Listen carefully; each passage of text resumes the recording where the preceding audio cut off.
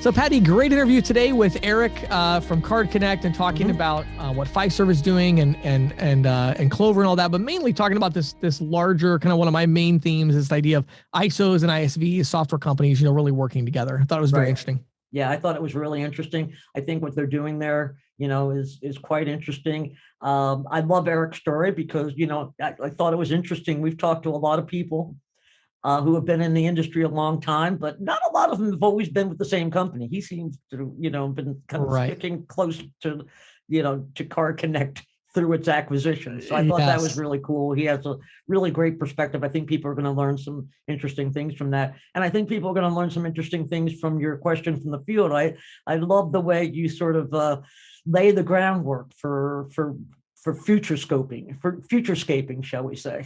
Thanks. Yeah. Wasn't really a super technical topic today or anything like that. I had an interesting conversation with really a couple agents lately, and I just wanted to talk about different paths that you can take in this industry. As an individual agent, to grow, do you want to scale up and build your own ISO? Do you want to just develop as an individual? So I talk about kind of the trade-offs and, I don't have any particular, I don't know what your definition of success is, but just trying to help you map to what that is and understand the reality and the practical aspects of getting there. And then Patti, actually a topic that I'm really interested in is FedNow. So talk about that a little bit and what you've been doing. Talk about the latest, advances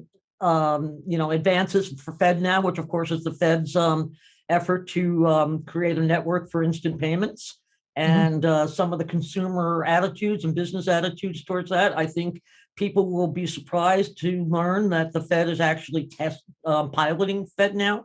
Yeah. And it looks like it's on schedule to be live next year, which I think can usher in some significant changes, as you noted, particularly in the B2B field.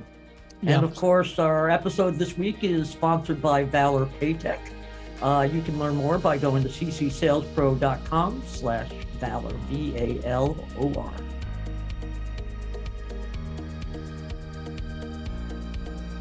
Welcome to the Merchant Sales Podcast. Everybody, Patti and I are here today with Erik Nicholson. He is an SVP at Card Connect. How are you doing today, Erik? Doing well. Appreciate being on. Yeah, of course. With you guys. Excellent having you here. Thanks for taking the time. Yeah, so we actually had Erik on, but it was like several years ago. It's hard to believe that our podcast has actually been going that long, that it was several years ago we had somebody on. But today we're really excited to talk about this ISO and ISV world. So we have all the independent agents and ISOs, then we have all the software companies. And I really think this is an area where Card Connect has done a fantastic job of bringing these worlds together. So Erik's going to talk about how agents and ISOs can scale their book of business and grow, using this integration. So before we dive into that topic though, Erik, because it has been a while since you were on the podcast, give us a little bit of your backstory again and tell us a little bit about what you do at Card Connect. For sure. Yeah. It's for one thing that's definitely changed the last 3 years. I was talking into a box in a conference room, and this time we're on videos and get to that's always better. On a screen. Yes, so we're right. We're coming along. So it's great. I spend, as most of us do, probably the better part of my day behind the desk staring at a video screen. So this makes it much more natural conversation. So yes. Yeah. So Erik Nicholson, I'm the SVP of Card Connect. Basically, I run our agent and ISO business that's contained within the Card Connect platform. I've been we're now Fiserv. I've been with us for 22 years, coming in 4 days. So I started at an ISO May 31st of 2000. It was an ISO called Card Service International that First Data acquired. Right. I was a junior account executive selling e-commerce referral partnerships. Was really a young guy. I knew what e-commerce was, and I had a credit card in my wallet. I couldn't code. I had a history degree and a sales background, and answered an ad on monster.com. And nice. Here I am all these years since, right? So got into the e-com game early. It's always kind of been a passion of mine, but and that's really what I love about payments in general, really for all of us. It's the variety. Look at all of the different businesses we can interact with, whether it's someone on the corner, whether it's an enterprise merchant, and everybody in between. So it creates a lot of opportunity and, like I said, variety, and we get to do different things and see the business evolve. So, my day-to-day responsibility is our, Card Connect business, working with, my team, and then the extension of our sales teams out there in the marketplace, leveraging our tools like Copilot and CardPoint and watching, platforms like Clover grow. So Love it. Love it. Okay. So let's start here, Erik, by zooming out a little bit and looking at this problem. This problem exists where we have, on one hand, we have software companies and they have all this great technology. They're just blowing up. You know what I mean? It seems like every day, 15 new software companies start that are servicing small business owners in one niche or another. And they have great technology, but they generally struggle with distribution. They're trying to do online advertising, inbound marketing, which is inherently difficult with small business owners. Then in this other world, we have ISOs and agents. Generally speaking, they are not very good at the technology side. They're not offering maybe the best verticalized solution for their merchants. They're struggling to really offer value, but they have all the distribution. They're out there selling their feet on the street or on the phone, and they're really good at cold calling and getting these merchants. So as an outsider, if you were looking at that, you would think, wow, these two worlds probably love each other and work together really, really well. Of course they don't. Actually, they seem to hate each other and are at war with each other all the time. So what are your thoughts on this problem in general and kind of the best path forward to start to bring these worlds together a little bit better? Sure. So, I guess with problems come opportunities, right? Right. And why is there competition? Because we're chasing, well, here, let me back up. So a lot of people just, how do you describe an ISV? An ISV is a software company looking to monetize payments. Right? An ISO is an organization that monetizes payments, right? An agent is a sales operation that monetizes payments, and an individual is a sales rep just going out there and winning deals by monetizing payments, leveraging themselves, right? So they're all trying to do the same thing, but they're approaching it in different directions. Right. And why do ISVs love payments? Is because, just like why people rob banks, that's where the money is, right? And so, all that aside, there isn't my view, it's not a one size fits all approach, right? There's collaboration where you work with the ISV, either from hey, look, I'll bring you SaaS revenue. I'll take care of the payments. Take advantage of what, I have from a distribution perspective. I have sales reps. I have vertical expertise. I have distribution. I have knowledge of payments. You maybe have been impacted during COVID and the Great Resignation. You may have lost your sales team. You may be great software people, have a good product. Why not just leverage what I have here today for me to go out and sell your stuff on your behalf? So that collaboration approach, right? There is the embedded approach where I actually kind of try to take these ISVs and bring them in-house and make them part of my ecosystem. Because what we see on the flip side is ISVs just become ISOs themselves. And the PayFac story, that's another podcast. Right. We won't touch the PayFac stuff. But a lot of ISVs are like, I'm just going to become essentially an agent or an ISO myself. So why not leverage, your existing expertise to partner that up on that angle, and then thirdly, do you actually then, find others to bring into the ecosystem from a partnership perspective? Like who works with us? Who do we integrate? And then thirdly, can you go out and find a platform that allows ISVs to integrate to you? So not just embedding them in their existing infrastructure and what you do, but can you provide them a point of value from a technology perspective, not just a sales and relationship and kind of payments expertise. Right. So a variety of ways to kind of get in there and angle, and win. Because, the contrast of, and I had depending on who you speak to in the markets that they sell into, 40 to 60% of the deals that they're encountering have an integrated play. A lot of those 40%, we have a really large partner that sells into their existing base of customers. They cross-sell into it, and they have, I don't know, we'll call it 1 million customers. 40, and they don't sell integrated payments. 40% of the deals, they basically have to turn away and go, oh, I can't do that because it's an ISV. Right. And they have this huge pool of business to sell into, and they're still selling a very simple, savings-based, let me get you product X, save you some money, move on to the next. Right. They're having to churn through because they don't have an integrated play. Right. And so, the need is there for sure. Can we? Yeah, let's take a look at one of those extreme options, if you don't mind, Erik. Some ISOs, larger ISOs and processors have or are considering the actual purchase of an ISV, as you said, bringing it in-house. Can you talk to this practice? How and why this might be a good option for some companies? Sure. So two things. One, it changes at a large level, right? It changes the ISV or the ISO from an ISO to a software company, right? So if you're looking at, exit strategies, acquisitions, totally changes, how you're viewed. You go from a payments company to a software company, multiples, all those things, right? So you become a more attractive target. It also expands your opportunity in terms of who you can sell to, the quality of merchants you sell into, and then if you're in the traditional, ISO space, it expands your distribution and creates differentiation because you're not just, pardon the phrase, slinging terminals or giving great upfronts. You're giving a path for why we're talking about ISVs today for people to partner and work with you, right? Okay. Yeah. Yeah. And so then if we, think about most of our listeners, of course, wouldn't have the kind of money to, full out acquire their own ISV.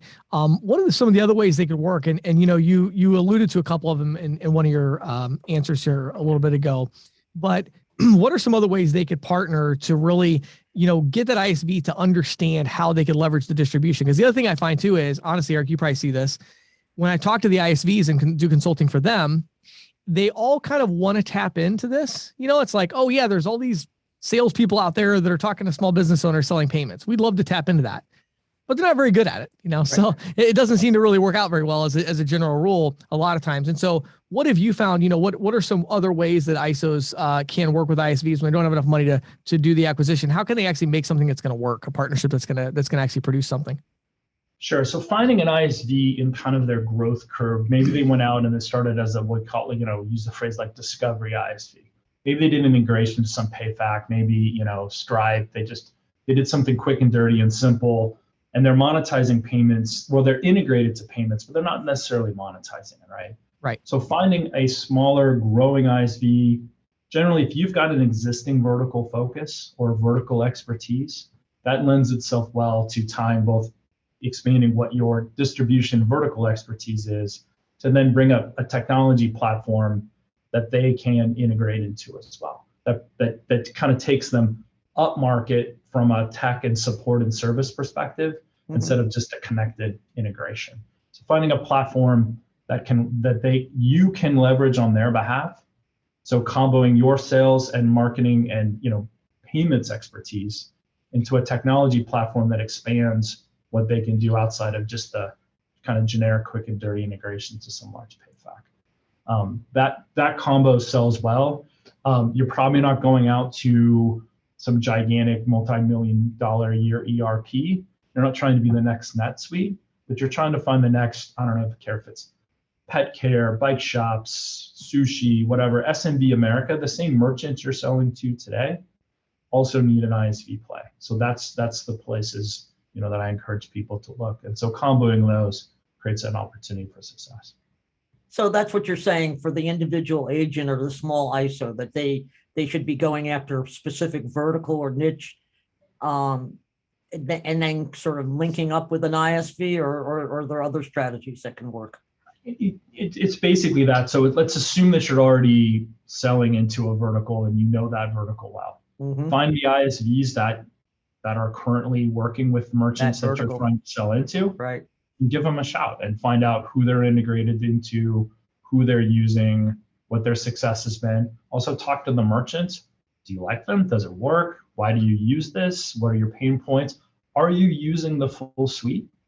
And then essentially you can take it from there. So it becomes those classic kind of one-to-many sales from that standpoint. Sure. Eric, one of the things I just thought of that's maybe a little bit off the beaten path, but I wanted to clarify something. So when you talk about an ISV, I think a lot of our listeners really don't even understand what that looks like, to be honest with you. And what I mean by that is they don't understand the variation that can exist. So I think in their mind, they're probably thinking of a company that built like a website or something where people can go and do some kind of business management activity, or maybe they're thinking of a point of sale provider. But talk to us about things like even apps, so when you think about like Clover, which we're going to talk about in a second, Clover has an app store. Pax has an app store. Isn't it true that a lot of these companies that are making these apps, that's a software company as well? That's right. And these agents can work with those software companies to learn more about that and figure out, hey, if I can figure out how to use this app on the Clover Mini, this would be a fantastic solution for dentists or for whatever this vertical is they're going after. Are you seeing that approach as well? For sure. I would put those in a developer bucket. Right. So I'm a software developer, then I'm doing something very specific within a larger ecosystem. So an app, whether that's on Clover, a phone, Pax, what have you. So I'm taking my little point of value and either connecting it to another system, whether that's accounting or payroll or what have you, or something very simple like, I don't know, ordering paper or something very, very niche. So I'm connecting the dots. An ISV to me is servicing, although they do have integrations, is still the central point of how the merchant runs their business. Inventory, accounting, payroll, if it's an extension of an ERP system, if you're and we do a lot of professional services in the Card Connect stack, right? So maybe you're integrating into insurance companies, things like that. Okay. But the merchant is running their business through the ISV software. Similar plays though with a developer. Hey, let's build something cool on Clover and get into there, and then it becomes a point of differentiation. So a little bit of a continuum, but that's probably how I would differentiate it. I like that, and I guess the differentiating factor too would be in the app developer, they're not technically monetizing the payments, right? Because they're monetizing the payments ecosystem, but they're not monetizing the payments directly most of the time because they're providing that value. So that's a good point. They're trying to leverage that ecosystem to get the distribution for their cool little widget versus on the other end where you're more embedded. But got it.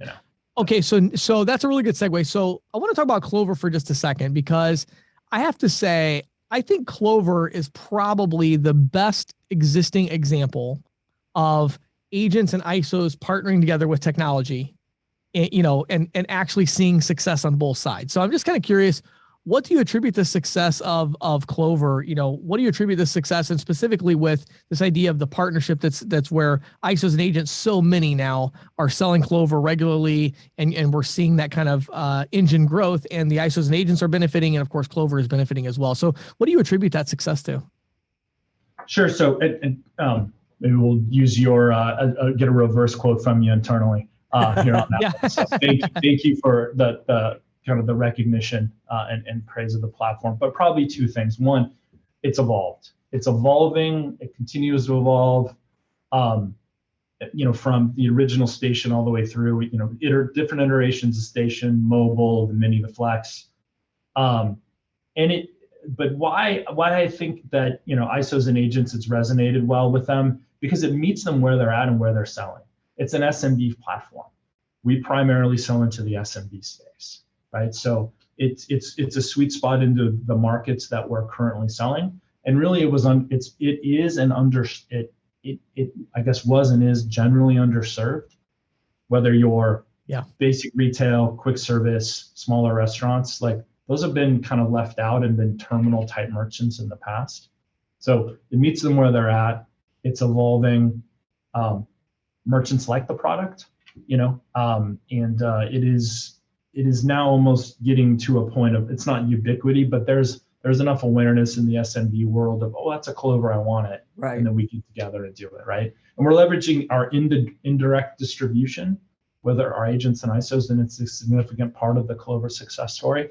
And inversely, I've kind of messaged that from an ISV perspective, with direct sold ISVs, kind of discovery ISVs that maybe go through kind of a pay-facky self-service perspective. Mm-hmm. We have a direct team, and building out an indirect team from an ISV perspective. Using that and this is kind of my corporate hat, but using that distribution that exists that we won with Clover, we can do the same with ISVs. Because you name the vertical, you name the market, you name the region, you name Main Street USA, there's an agent or ISO out there servicing it. Yeah. Good point. Right. Hey, since we're on Clover, I'd love to get your thoughts on on what kind of options exist. I mean, not your thoughts, but actually your insight on what kind of options exist on Clover these days for compliance surcharging, cash discounting, any of those other, new pricing models. For sure. A new pricing model is probably a great way to describe things kind of overall. And because there's a lot out there. There's there's a lot out there. There's a lot of gray area there. We'll kind of stay away from that. I'll kind of give you my macro view of it, and then we'll talk about what's in Clover, right? So I think merchant choice is important, right? You kind of have, if you take it into 3 buckets, there's the classic transparency of IC Plus, right? There's the simplicity of flat on the other end. And then there's, if merchants choose to pass on some of the cost of acceptance to the cardholder, right, you have surcharging. So we have surcharging embedded within Clover, whether it's card present, card not present on all the different devices that, looks at the bin range. If it's credit card, it'll surcharge. If it's debit card, it doesn't. And so that's been part of the Clover suite about a year, continued and growing success with it. And it's integrated into Clover natively. There are people that have built from an app perspective, since we're talking about apps and Clover apps, that have built what effectively is kind of a cash discount app within the POS. And that really is important to denote. You have to have a POS to kind of truly do cash discount, because you have to recognize the tender type. Is it credit? That's the dollar for the bag of chips. If it's cash, maybe I give, on a bad math, 5 cent discount, right? And it's a bag of chips is now 95 cents, right? But that's done within the POS is kind of a tender type. And so there's several third parties that have built apps that are out there today. How people choose to price the merchant account for that's disconnected, and that's really up to the sales rep and the merchant to decide on what they want to build. Yeah, that's kind of what I was getting at. And I know we talk here, and James, this is one of James's hot topics these days, is the concept of dual pricing, right? It's sort of like a surcharge, but if it's compliant, it's also sort of like a discount. Am I correct in the way I described that, James? Well, and again, I think the key point here is, through app developers, Clover offers the ability to have a cash price and a card price. Right. That's what I'm saying. Yeah. Yeah. And of course it needs to be implemented in a certain way. And so, I love that. I think it's great, especially the compliance surcharging. I think that's really interesting, because one thing, Erik, is there's actually not very many software providers that have that right now. Right. Because of the extra step of the bin lookup to make sure it's credit versus debit, because, you can't surcharge debit. So, I'm actually interested. I mean, was that a pretty challenging thing to pull off? Because there is kind of this whole extra authorization step, right? Yeah, no, it was a big workup. It was a passion project, so to speak, for several of us to have that within Clover. Took better part of a year to build out, and constant maintenance, right? Whether it's bins, whether it's states, whether it's zip codes, making sure that is all compliant. And it's an evolving landscape in terms of, both card brand regs as well as actual, state law. Right. Yeah, it's interesting, because that's one of those tech plays that kind of gets you into the compliance piece a lot more, because now all of a sudden you're providing this thing that you're saying is compliant, and so that's a whole other ballgame, as you know. So that's definitely kudos for that, because I think that's really awesome. There really aren't very many solutions right now that have that. Okay, my last question. I want to bring up something that you brought up in a conversation we had recently, Erik. I was really blown away by this idea that you had, which was, there are certain verticals or businesses that have kind of actually been oversold on the technology, meaning they've gotten this technology that they actually don't really want, and kind of an annoyance they're not really using the features and all that. And you're seeing ISOs actually having success in some of these cases, going into this merchant that, or talking to them where they already have this integrated solution, and kind of backing them up and selling them something maybe a little easier to use. Can you talk about that concept a little bit and what you're seeing?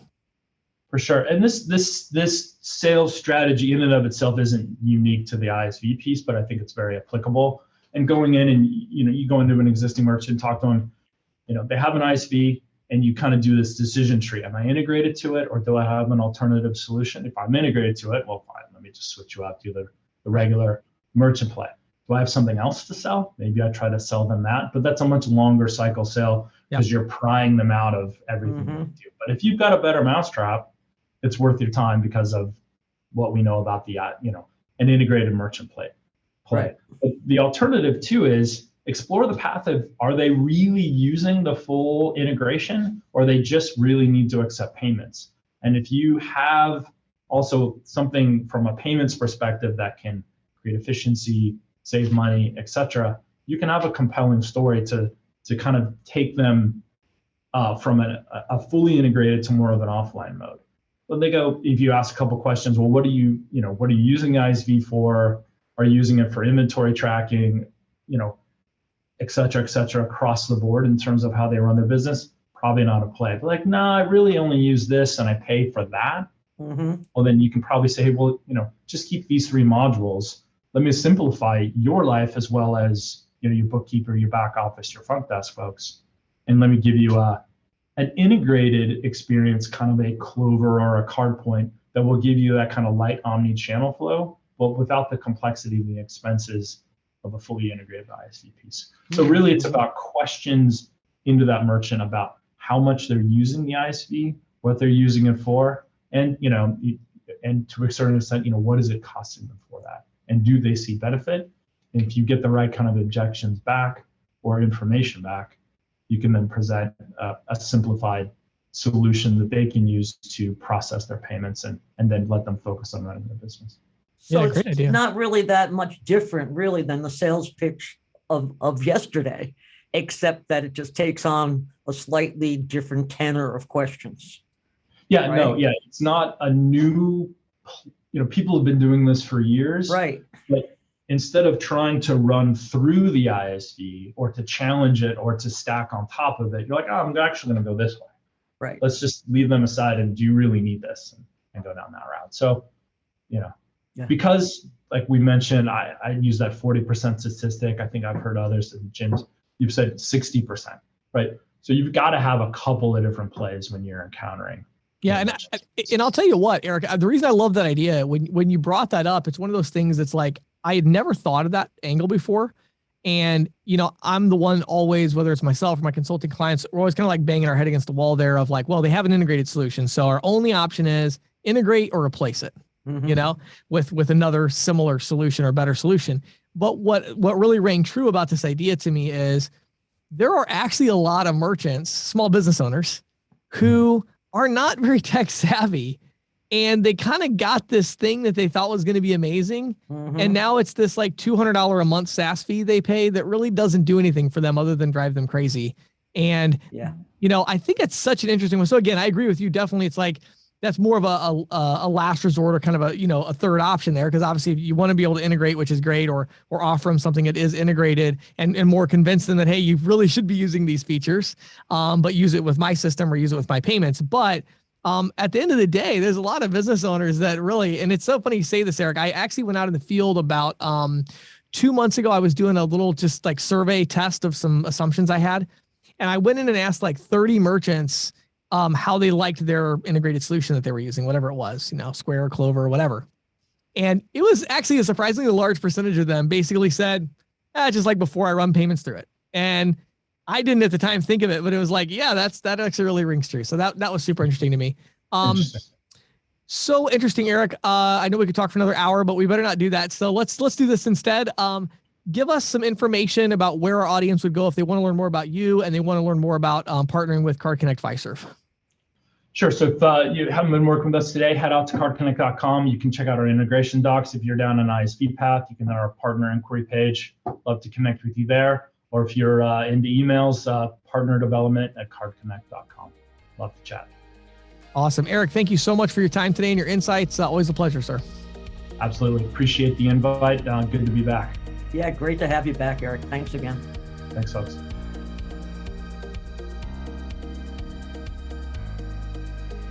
So our episode today, of course, sponsored by Valor Paytech, ccsalespro.com/Valor. Patti, I've talked a lot lately about, dual pricing. Right. We have non-cash adjustment, which is by no means dead or anything. I mean, there's a lot of people still doing that and probably will continue.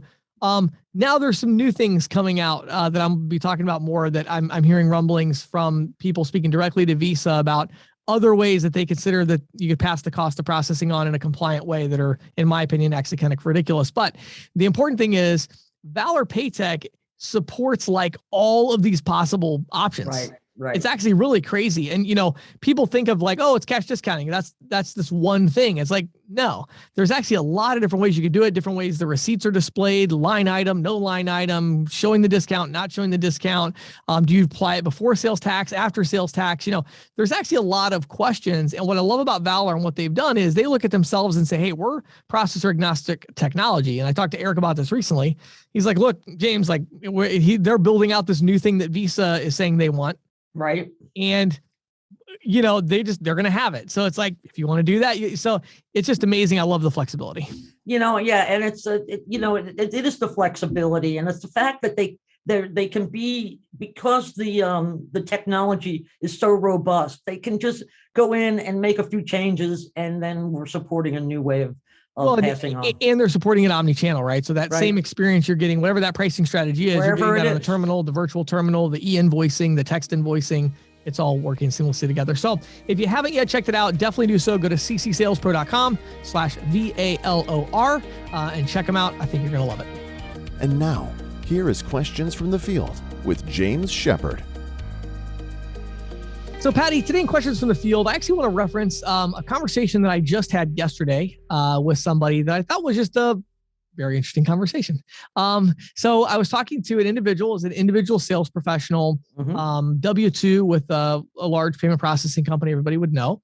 Right. And he's done a good job, kind of built up some business, built up some expertise, and was, reaching out to me to kind of talk about what's next. And we had a couple of things that we talked about that I just thought would be kind of interesting to share. I mean, I don't necessarily have an exact topic in mind here, but just a couple of things I think are interesting for the individual agents that's looking to ask kind of what's next. And the first question I asked him is, I said, before we get into the specifics, let's zoom out for a minute. And I said, when you look at your life 5 years from now, and you imagine your day and what your day is like and what your week is like and what your year is like, how much freedom and flexibility do you see in that life? What type of financial independence do you want to have? Because, he was talking to me about how he had the entrepreneurial bug and things like that. And so I think it is very, very important for people to understand that there are these kind of two different paths. And of course, there's a middle ground to everything. But I think this is where there really are these two kind of fairly different paths. And that is, number one, if your goal is about individual financial independence and schedule flexibility, then what you really want to do to scale is you want to build support staff around yourself. Right. And you don't want to build a big company. This idea, in case you didn't know it, Elon Musk sleeps in the factory several nights a week. Oh yeah, and I read entertainment pages. He also doesn't change his mattress. Yeah, right. That too. Well, the gross details as well. Right. But it's like this idea that I really want to build this really, really big company, and it's like, oh, okay, cool. Well, how many hours a week do you work? Right. Oh, 20. Nah. Well, that's not how that works, right? And I'll tell you the other thing too. The other thing is, I want to build a really big company because I want to make a lot of money. Well, yes, when you accomplish your objective of building a really big company, then at that point you'll make a lot of money. Okay, but personal example. Our statement analysis company. There was a period of 18 months there where I was burning somewhere between $40,000 to $60,000 a month. I remember. No investors, no debt. All out of pocket. Personally burning $40,000 to $60,000 a month on that business. Right. Now, and remember when you thought it was good to make $40,000 to $60,000 a year. Exactly. Right. That was quite a long time years ago. But still. But that idea of could I have found something else to do with that money? Oh, sure. Absolutely. Could I have found something else to do with my time other than manage and train all of the employees to get to where we're at with that business now? Yeah. Yeah. I'm still putting time into this business and still training and delegating and all that. And so it's that's a very different path. And I have, 3 different businesses. I have another one that I'm in the process of. And it's like, that's because my personal path to success is business is not only a job or work for me. It's my passion. It's my hobby. I love it, and so I want to go to work every day and do what I'm doing. I'm not trying to live on an island somewhere. If I was trying to do that, that would be a very different path. So I think number one is figure out what your life is going to look like in 5 years and what you want, in terms of freedom and financial. And then you got to think about, what am I willing to sacrifice to get to where I want to be? Right. Because sacrifice is going to be a major part no matter what. Absolutely. I mean, if you really want success, you need to sacrifice at least some. Yeah. And, there's so many people, so many agents I talk to where they really don't have any, especially on the financial side and the schedule side, they have really no margin to do anything new. And what I mean by that is their time, it's like, well, I have these 20 hours a week that I sell payment processing, maybe, 25, and that's all I have. And then the rest of the time I'm hiking or I'm doing this or I'm doing watching Netflix or whatever, and then on the financial side, it's like, well, I make $27,000 a month, $30,000 a month, but I live in a huge house. I have a really nice car and I use all that money and I have a little bit of retirement savings. And so it's like, well, you got to understand if you want to actually take what you're doing and make it into a business, 2 things are going to have to happen. Number one, you're going to have a conversation with your significant other and your friends and family to say, hey, I'm going back to work. So you remember 10 years ago when I used to work 50 hours a week, I'm doing that again, Right. And you're also going to have to say, hey, you know what, we may have to downsize or change our financial structure a bit because I need to take 10,000 out of that 27 per month. And I need to pay the first 3 employees I'm going to hire. Right. I'm going to have a 1 part-timer and I'm going to have 2 full-time. And I have to hire these 3 people to get my business to the next level because I can't do everything. So now you go from making 27,000 a month to 17,000, which maybe some of you are the newer to the industry, you're thinking 17,000 a month sounds pretty good. But when you're making 27 to go to 17. And when you're living in a big house with a new car and your kids in private school. Exactly. Things, you have to make these decisions. And so, it's been really important to me. And, I almost, one of my only regrets, Patti, about content, I was going to shoot a video that I didn't shoot. It's my opportunity cost. This would have been 4 years ago. I bought a new vehicle for my wife, paid cash for it. And I pulled into the driveway and I pulled right up next to this old blue minivan. Oh no. That was my vehicle that I drove for business for years. And I almost did a video right there in between these 2 just to say, like, if you actually want to build a business, this is what you do. You keep driving this car here and so that you can get to this car. Yeah. And frankly, most of it's payroll. I mean, I traded my car payment for being able to have people. I traded, at that point we were still renting a house. I didn't buy my first house until a couple of years ago because frankly, I didn't have the time to deal with the nonsense of buying a house. And I didn't have the money to just say, I'm going to just take all this money out of my business and put it into a huge down payment on a big fancy house. I want to wait till I got to the point where I could do those things without in any way hurting our business growth. And so you have to ask yourself, what are you willing to sacrifice? And again, you might say, James, now that you say that, I don't think I want to do all that. Good for you. That's fine. But just don't try to do it because you're going to fail. Instead, get a support staff around you. You're still going to have to sacrifice a little something, right? You're going to have to sacrifice a little bit of money, get at least one person that's going to do your phone calls and your schedule and start to organize, but you got to think about where you want to get to. So I can say a lot more about this, but I think that the idea here is you need to be intentional about this. I talked to a lot of people who I feel like are very aspirational, but they're not very practical. And, I'm going to be, again, you're limited. I mean, I know individual agents in the industry that make $50,000 to $60,000 a month in residual. And again, that's fantastic.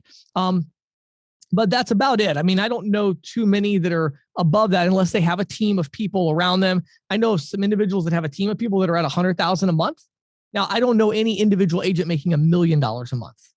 No. Right? Like there is a limit because it's just you. You can only do so much. There's only so many hours in a day. Right. And for you might say, hey, that's fantastic. That's my goal. I want to get to 400,000, 500,000 a year with complete flexibility of my time and schedule and money.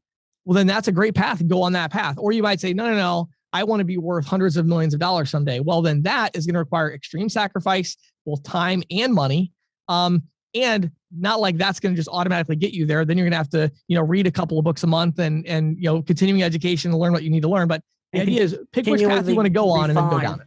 Yeah, exactly. Right, So right. there you go. There's my advice of kind of the reality check for this week for those that are kind of thinking about what's next. Nice reality check. Thanks, James. This is the Insider's Report with Patti Murphy. Okay, James, to the list of trends being driven by the coronavirus pandemic, you can add faster payments. Really? Yeah, the Fed just published results of a new consumer survey showing a lot of demand. As the Fed put it, quote, the demand for faster payments spans age groups and has intensified in the wake of the COVID-19 pandemic. When you say faster payments, what do you mean exactly? Well, that is something I was going to talk about. Okay, go ahead. All right, I'm stealing your faster thunder. payments can be different things to different people, right? Okay. Now, today, most people look at faster payments. They think when I do my Zelle or I do PayPal or I do Venmo, that's fast payments, but it's not instant payments. Okay. Okay. So when I send you a Venmo, you immediately get access to that money, but your bank doesn't get access to that money probably for a day or two, because on the back end, Right. those are settled either through another network, usually Right. the ACH network. Yeah. Okay. Okay. But when the Fed talks about faster payments, what it's really talking about is instant payments, where I send you a Venmo and it immediately comes out of my account and immediately goes into your account. So this is the Fed The Now. Fed Now thing. Right. Okay. Exactly. Right. And that's really what the Fed was doing this research for, was to, sort of make the case for Sure. Fed Now. Sure. And that's an architecture. And I have to admit, I myself thought Fed Now is like a pipe dream, but it looks like it's actually going to go live next year, which is a year earlier than the Fed had thought, which is remarkable for the Fed. Yes. And they are already piloting it. Really? And I didn't know that. This is super interesting. I actually did a bunch of research on this. Probably 6 months ago, I was talking to some people about doing a B2B play and making an ISV around B2B payments. And so I was looking into this, and I ended up not doing it, but it was, I was super impressed with what they had, the documentation and everything. Yeah, I think it seemed like they were really coming along. I didn't know they were that far along though. Yeah. And in fact, what's interesting is they are piloting it not only with financial institutions, but a handful of fintechs, like including Square. Which I think is, really interesting. I mean, the Fed has set up all these parameters for, what you need, because, the fact is, as I'm sure you understand, maybe not everybody in our audience understands, is the Fed is sort of like the gatekeeper to the nation's payment system. Right. Everything eventually goes through Fed accounts. Right. And every financial institution has a Fed account, but non-bank financial technology firms don't have Fed accounts. So to get these Fed accounts, they basically have to jump through a lot of hoops and get some sort of charter. So anyway, that's sort of where we stand now. We have tests going on. It's going to go live in 2023. But I wanted to just get into some of these survey data points. Yeah, sure. What are the most among consumers? What are their most likely uses of instant payments?